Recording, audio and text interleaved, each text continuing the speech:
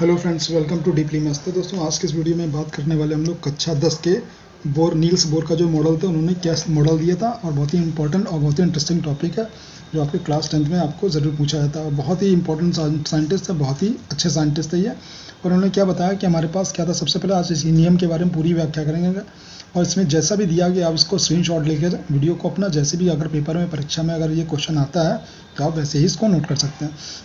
तो दोस्तों, Niels Bohr ने क्या बताया था। नील्स बोर ने क्या किया था। नील्स बोर ने जो रदरफोर्ड जो थे साइंटिस्ट हमारे, जो उन्होंने सोने की पन्नी पर जो अल्फा कणों की बमबारी की थी और जो बताया था कि नाभिक के चारों ओर जो इलेक्ट्रॉन है चक्कर लगा रहे हैं, तो उन्होंने नील्स बोर में उन्होंने गलत साबित कर दिया था। क्या नहीं, ऐसा नहीं है।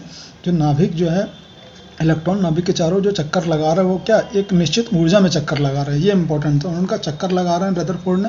नील्स बोर ने क्या कहा था, नहीं ऐसा नहीं है, नाभिक चक्कर तो लगा रहा है लेकिन जो उनकी ऊर्जा है, ऊर्जा मतलब जो ऑर्बिटल है वो एक निश्चित कक्षा में चक्कर लगा रहा है, निश्चित दूरी पे चक्कर लगा रहा है। ऐसा नहीं कि इलेक्ट्रॉन इस कक्षक से निकल के इस कक्षक में चला जाए फिर यहाँ पर आ जाए, ऐसा नहीं, बिल्कुल नहीं है। तो क्या बताया, ये हमारे पास क्या एक नाभिक है, नाभिक में न्यूट्रॉन और प्रोटॉन होते हैं, आपको पता है। ये हमारे पास क्या है, ये ऊर्जा स्तर हमारे पास, ये भी ऊर्जा स्तर है, ये निम्न ऊर्जा स्तर है, ये उच्च ऊर्जा स्तर है। तो इलेक्ट्रॉन अगर मान लो यहाँ पर हमारे पास चक्कर लगा रहा है, अगर ये इलेक्ट्रॉन इसके अंदर चक्कर लगा रहे हैं तो इलेक्ट्रॉन यहाँ से निकल के उच्च ऊर्जा स्तर में अगर इलेक्ट्रॉन चले जाते हैं, तो इलेक्ट्रॉन ऐसे नहीं जाते। उसके लिए हमें क्या करना पड़ेगा, इलेक्ट्रॉनों को बाहर से हमें क्या देना पड़ेगी, कोई ऊर्जा देनी पड़ेगी। इलेक्ट्रॉनों को जैसे ऊर्जा देंगे तो इलेक्ट्रॉन में क्या होगा, एक विकिरण उत्पन्न होगा, अब इसमें उनकी गतियाँ होंगी। इलेक्ट्रॉन निकल कर बाहर क्या अपनी उत्तेजित अवस्था में आके अपनी उच्च ऊर्जा कक्षक में चले जाते हैं। और जैसे इलेक्ट्रॉन को यहाँ से क्या उच्च ऊर्जा कक्षक में ही है, जैसी ऊर्जा ही होती फिर से इलेक्ट्रॉन अपने कहाँ जाते हैं, फिर से विसर्जित ऊर्जा होती है, इलेक्ट्रॉन फिर से अपनी कक्षा में वापस यहाँ पर चले जाते हैं। तो नील्स बोर ने यही नियम बताया था कि ऊर्जा देना और ऊर्जा लेना, जब इलेक्ट्रॉन को ऊर्जा मिलती है तभी इलेक्ट्रॉन जाते हैं, वरना इलेक्ट्रॉन अगर ऊर्जा इलेक्ट्रॉन को नहीं मिलती है तो इलेक्ट्रॉन अपने जिस नाभिक में चक्कर लगा रहा है, जिस ऑर्बिटल में चक्कर लगा रहा है, जिस कक्षक में, वो हमेशा चक्कर लगा देता है। ना तो वो ऊर्जा देता है, ना तो ऊर्जा लेता है। नील्स बोर ने ये सबसे बड़ी बात बताई थी। और रही रदरफोर्ड की कमी थी कि रदरफोर्ड जो थे हमारे साइंटिस्ट, वो नाभिक की स्थायित्व की, परमाणु की स्थायित्व की व्याख्या करने में असफल है। तो देखते हैं क्या बोर का मॉडल। तो दोस्तों, बोर का मॉडल ये है। बोर मॉडल के अनुसार प्रत्येक कोश या कक्षक एक निश्चित ऊर्जा होती है। मतलब हर कक्षक की क्या होती है दोस्तों, एक निश्चित ऊर्जा होती है। 4 कक्षक होते हैं, आपको पता है, L, M, N, ठीक है। तो जिसमें ऊर्जा जो कोश होता है, ये ऊर्जा स्तर भी कहते हैं उन कक्षक को। किसी एक कक्षक में घूमने वाले सभी इलेक्ट्रॉन की ऊर्जा समान होती है। मतलब कि अगर कोई भी इलेक्ट्रॉन इसमें घूम रहा है, रिवॉल्व कर रहा है, तो उसकी ऊर्जा कैसी होगी, समान होगी, ठीक है। तो नील्स बोर ने क्या बताया था, नील्स बोर ने मैक्स प्लैंक के जो क्वांटम सिद्धांत का उपयोग किया। मतलब मैक्स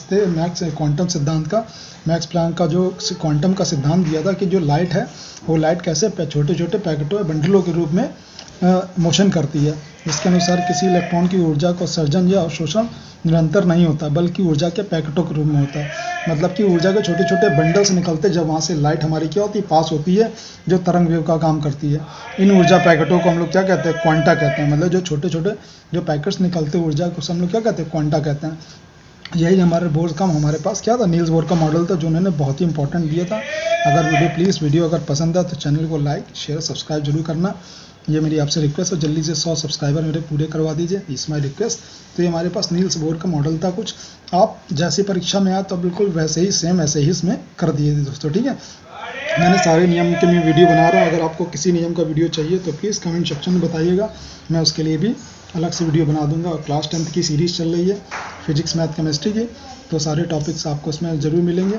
जो हमारे पास नाभिक है, इलेक्ट्रॉन निम्न ऊर्जा से उच्च ऊर्जा स्तर के कक्षक में जब जाता है, कब जाता है दोस्तों, फिर से रिवाइंड कराओ कि जब उसको इलेक्ट्रॉन को ऊर्जा मिलती है तो इलेक्ट्रॉन निम्न ऊर्जा से उच्च ऊर्जा के स्तर में चला जाता है, ठीक है। और इलेक्ट्रॉन को जब ऊर्जा रिलीज़ होती है, मतलब ऊर्जा यहाँ से इलेक्ट्रॉन की निकलती है, इलेक्ट्रॉन चक्कर लगाते लगाते लगाते एक कंडीशन ही आएगी कि इलेक्ट्रॉन की जो ऊर्जा होती है इसमें विकिरण का क्या होता है, विकिरण का ह्रास होता है। मतलब कोई भी चीज़ दुनिया में अगर काम कर रही, वर्क कर रही, तो उसकी एनर्जी में क्या होती है, कमी होती है।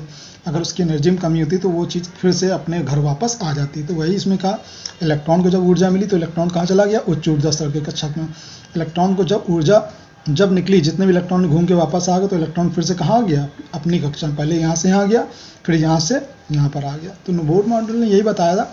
सिर्फ ये इंपॉर्टेंट लाइन है, उन्होंने पहले आपको बताया कि बोर ने क्या कहा था, कक्षक इलेक्ट्रॉन चक्कर तो लगाते हैं कक्षक में, लेकिन एक निश्चित कक्षा में चक्कर लगाते हैं। यही नील्स बोर ने मॉडल दिया था, जो रदरफोर्ड साहब नहीं दे पाए थे। तो ये अगर वीडियो पसंद आए तो प्लीज़ चैनल को लाइक, शेयर, सब्सक्राइब जरूर कीजिएगा। और इसी तरह के वीडियोस आपको अपलोड किए जाते हैं। मेरी कोशिश रहती है दोस्तों कि जो भी आपको वीडियोस बनाया जाए आपके लिए बहुत ही इन्फॉर्मेशन हो, बहुत जानकारी, जिससे कि आपको अच्छे से समझ में आ जाए।